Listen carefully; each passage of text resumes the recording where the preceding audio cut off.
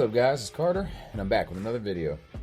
And today is a max effort lower day, and we are again doing another squat variation, doing a safety squat bar variation using the SS yoke, and just working up to a good training max for the day. And the SS yoke is a little bit heavier than the Titan SSB that I had. This is a 65-pound bar. So that rep felt pretty good, and I felt confident enough to go up to 335 and see how this one goes. Get my stance a little wider. So a little wobbly on the descent, but it came up pretty nice. Pretty solid rep. I would say it's probably RPE 8.5, something like that, maybe 9. But you know, just trying to get used to straining against this weight again. So here I am doing sumos, and that doesn't even budge off the ground at 315. I couldn't believe it. You know, I'm doing all this wide stance stuff. I'm thinking I'm gonna go up past 400 pounds today with this, and 315 didn't even budge. So I backed off and pulled a 275 training max for the day and called it there. So was a little disappointed about that, but you know, it's a good thing in the long run, because now we know that I have a weakness with that, and we can address it going forward. But yeah, I really expected all that wide stance stuff that I do to carry over, and it didn't. So not a lift that I do very often. So there's definitely some improvements to be made there on technique, and so we'll see. Maybe coach will program some speed work using sumo, but we also got to watch my hip inflammation and low back. The sumo stuff traditionally has aggravated my my hips before, so I don't know. I'm curious to see how he goes about programming for that, but you know, we're gonna keep moving forward. So we moved on to some dumbbell rows like we've been doing for a couple weeks here. These are 85s, so I keep adding. I think I've been adding 2.5 each session. So, and these felt good, so they actually felt easier than when I used the 75s 2 weeks ago. Part of that is just, I think my work capacity is going up a little bit, kind of adapting to the training volume. Still doing a lot of sled dragging on the days that I'm not lifting. So, you know, I'm sled dragging about 2 or 3 times a week for about 15 minutes. So doing that, and then hitting some abs and some mobility work, you know, maybe a little real light band stuff, just to keep things moving.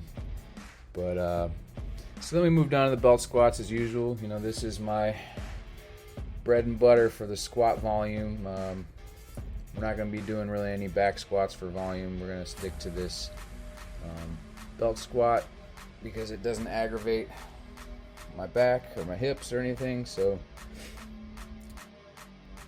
that's what we've been using for the volume, and we will continue to do so as long as it keeps moving. And I keep adding 5 or 10 pounds every session. So today I added 10 pounds to go up to 260, and it felt too light.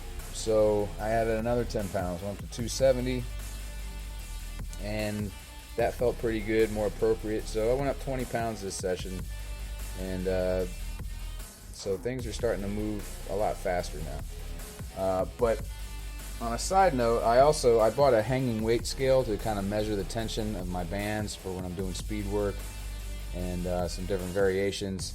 And I decided to hook it up to the cable system of the PowerTech Levergym, and found out that it is not a 1-to-1 ratio. It is a 1.35 to 1 ratio. You know, PowerTech advertises that machine is a 1-to-1 ratio, and it is indeed not. I knew it was a little off, you know, comparing some exercises to the ones at my other gym that I go to, but I didn't know it was quite that much. So today I was doing 270.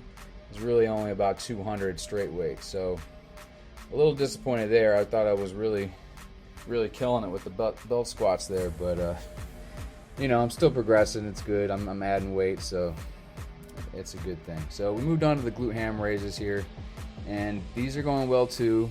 That first set, I got 14. That's the best I've done since I've been doing these.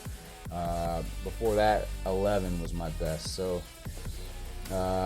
14 on the first one, 11 on the second one, and then I think it was like 9, and then started to drop off and ended with 7 by my 5th set. But that's good. That's progress, and I think some of it has to do with me kind of rearranging my workout schedule a little bit so that I can get an extra lower day here at home and not having to substitute different exercises at the work gym when they don't have a glute ham raise or the reverse hyper or a belt squat, and I'm trying to do different stuff like hamstring curls and back extensions, and it's just not the same. So I think it was really limiting my progress here, and so this lower day that I'm able to get in here is really helping. So I'm able to get 3 out of my 4 lower days in a 2-week span, so that's better, and I can tell the difference. Even on these reverse hypers here, I was kind of struggling before to go up in weight, but last week we went up and I was doing 90, and I was able to get all 25 reps on each of my sets. And then this week, or this session, we upped it to 95, and I was able to get all 25 on all 5 of my sets. So was happy about that these are progressing. So, but we got one more set of these reverse hypers that I uploaded. But that's going to be it for the training today, guys. I appreciate you watching. Stay tuned. We got a dynamic effort upper coming down the pike here probably tomorrow. And then I just put out a gym tour video, so be sure to check that out. And also, if you guys are interested, be sure to check out my coach's vlog. He started doing my vlog on his channel, so you can kind of get his take on my training and why he's programming what he's programming. So I'll create a playlist and link his videos to it so you guys can check it out if you're interested. But it's mostly the same footage that I'm putting up here, but just has his voiceover and his take on my training. So check it out if you're interested, guys. I appreciate you watching, and I'll see you in the next one.